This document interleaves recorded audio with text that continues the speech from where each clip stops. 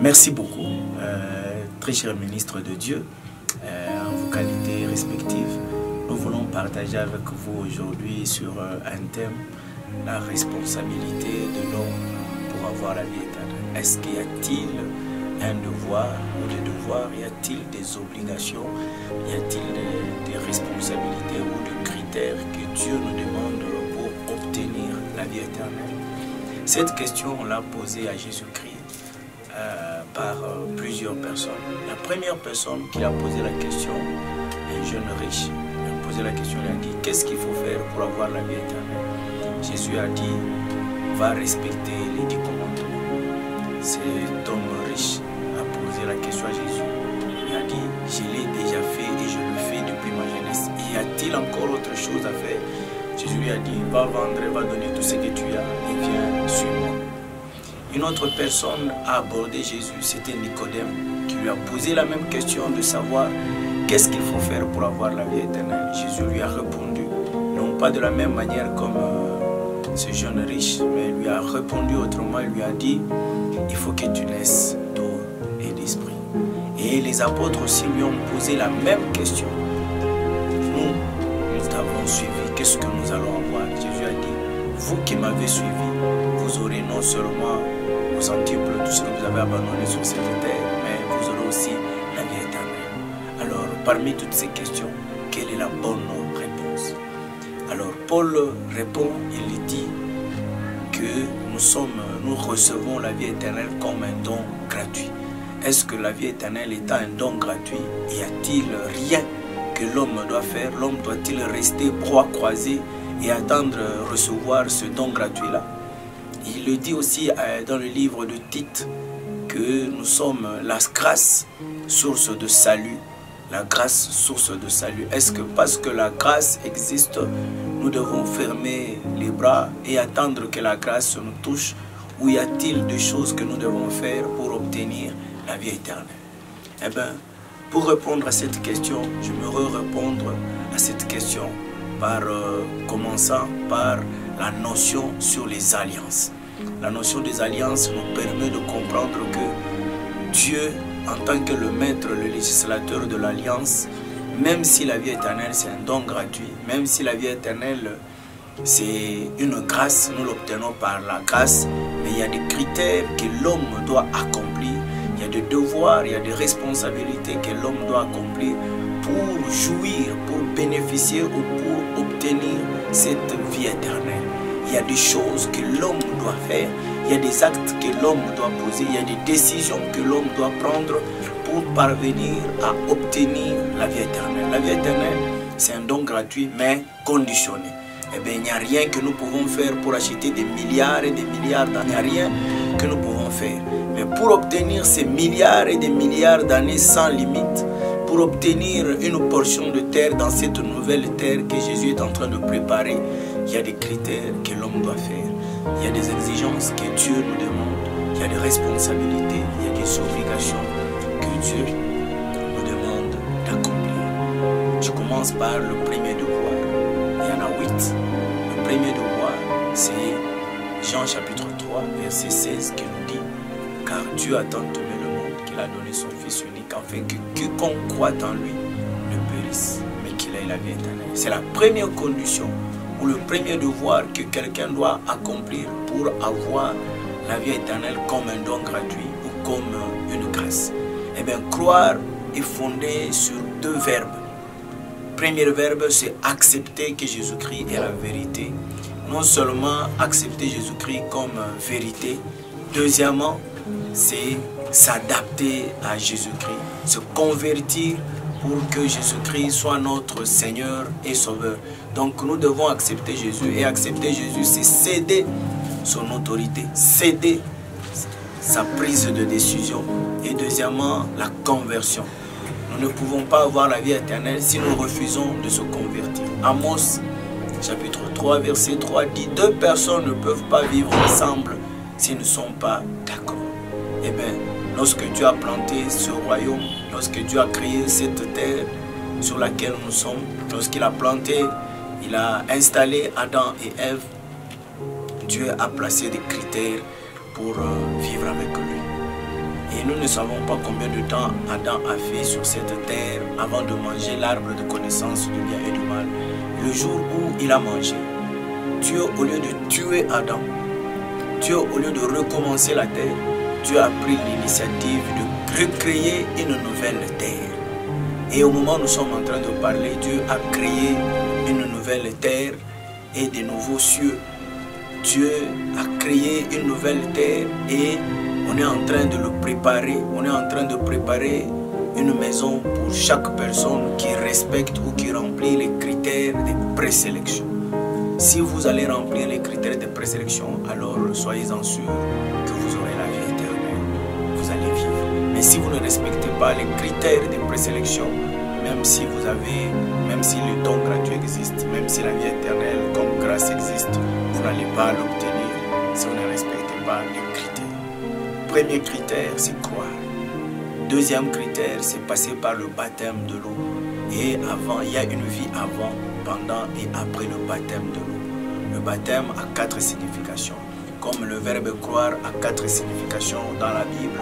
Et troisièmement, il faut passer par le baptême du Saint-Esprit. Entre l'homme et le Saint-Esprit, il y a 10 formes de relation entre l'homme et le Saint-Esprit.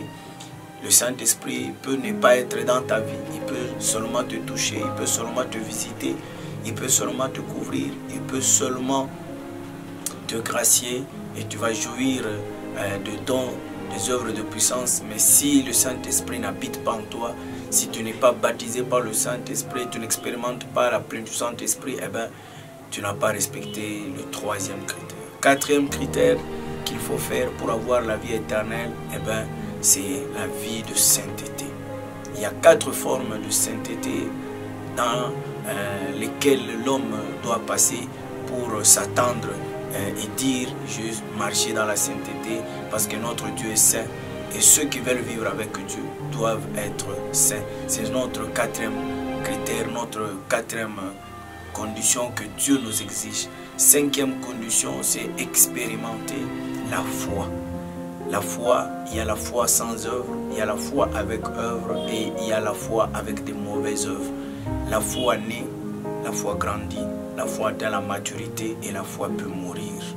Oui, on peut être chrétien aujourd'hui et demain on ne l'est plus. C'est possible, on peut aujourd'hui avoir la foi et demain on n'a plus la foi. 5 conditions et la 6e condition, c'est expérimenter la vie pratique de la parole de Dieu. Être un pratiquant de la parole de Dieu. C'est pourquoi Jésus dit dans le livre de Jean, chapitre 8, verset 32, il dit, vous connaîtrez la vérité et la vérité vous affranchira. Il ne dit pas, vous connaissez la vérité et la vérité vous affranchira. Mais il dit, vous connaîtrez. Parce qu'il y a 3 sortes de connaissances. Il y a la connaissance théorique, la connaissance, avoir des informations, la connaissance, avoir certains savoirs théoriques. Mais il y a aussi la connaissance pratique, un pratiquant qui a de l'expérience dans la vie pratique de la parole de Dieu. C'est cette connaissance que Jésus exploite dans le livre de Jean chapitre 17, verset 3. Il dit, la vie éternelle c'est qu'ils te connaissent. En d'autres termes, la vie éternelle c'est qu'ils pratiquent la théorie que je leur enseigne. Si quelqu'un pratique la théorie que la Bible lui donne, eh bien, il ressemble à Jésus. Et Amos chapitre 3, verset 3 s'accomplit. 2 personnes ne peuvent pas marcher ensemble s'ils ne sont pas d'accord. Si vous marchez, vous voulez vivre avec Jésus-Christ. Vous voulez que Jésus puisse vous présélectionner pour la vie éternelle. Vous voulez vivre avec Jésus-Christ dans son royaume qu'il est en train de préparer. Vous devez vous adapter à son rythme, à son mode de vie. Vous devez vous adapter à ses conditions.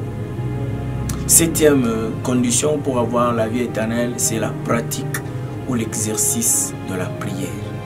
Si vous ne pratiquez pas la prière, la Bible nous conseille, il dit, priez pour ne pas tomber dans la tentation. La tentation, ce sont les projets, les programmes, les organisations du diable. Et oui, c'est vrai, le diable va organiser des stratégies, des techniques au point, s'il était possible, d'induire en erreur même les élus. Et malheureusement, c'est possible qu'un élu de Dieu soit induit en erreur. Judas fait partie des exemples. Ne soyez pas sur la liste des gens comme Judas. Et huitième devoir que l'homme doit pratiquer, c'est l'exercice de compétences. Vous vous rappelez l'histoire, l'histoire de talent. La Bible est en train de dire, on a donné à l'un 5 talents, à l'autre on lui a donné 2 talents et au dernier on lui a donné 1 talent. Et la Bible est en train de montrer, la Bible est en train de manifester, la Bible est en train de dire que celui à qui on a donné le talent et qui ne l'a pas multiplié, il a été chassé. Il a été chassé. Et ici, il est question de découvrir et d'optimiser ses compétences. Dieu, lorsqu'il vous appelle pas pour être un observateur, un admirateur, un spectateur, quelqu'un qui est là juste pour dire amen. Mais quand Dieu vous appelle, il vous appelle pour faire quelque chose. Chacun, quand Dieu lui appelle, il y a 5 ministères dans l'œuvre de Dieu. Et donc, quand Dieu vous appelle, vous pouvez avoir sur les 5, un ou plusieurs. Il y a 15 dons spirituels. Lorsque Dieu vous appelle, il peut vous donner un ou plusieurs parmi les 15 dons. Dieu, lorsqu'il vous appelle, il y a 25 services à l'église. Dieu peut vous donner un ou plusieurs de ces services. Alors, vous devez découvrir, comme Proverbe chapitre 25 le dit, la gloire de Dieu, c'est de cacher les choses, mais la gloire du roi, c'est de le sonder. Alors, cherchez à découvrir pourquoi Dieu vous a appelé, quelle est la compétence, le don, le ministère, le service que Dieu a placé en vous, et exercez cela parce que Dieu a besoin de votre participation. En résumé, voilà les 8 devoirs qu'un homme doit accomplir avec maturité pour espérer avoir la vie éternelle. Et il y a d'autres devoirs, des devoirs liés à la famille. 1 Timothée est en train de nous dire, 1 Timothée chapitre 5 verset 8, la Bible déclare, celui qui ne prend pas soin des siens a renié la foi et il est pire qu'un infidèle. Il y a des devoirs liés à nos familles et il y a 10 relations dans la famille, il y en a 10. Et il y a d'autres devoirs liés à l'église, il y a d'autres devoirs liés directement aux serviteurs de Dieu, il y a des devoirs liés à notre environnement. Aujourd'hui, nous venons de partager avec vous 8 devoirs qu'un homme doit remplir pour avoir la vie éternelle. Merci beaucoup de nous avoir suivis avec attention. Vous voulez avoir les détails de ces enseignements, devoir par devoir, eh bien, vous pouvez nous avoir, vous pouvez avoir nos coordonnées au 099 028 16 72, 099 028 16 72. C'est le docteur Peniel de l'école de ministère et premier ancien de l'église, le moissonneur. Merci beaucoup.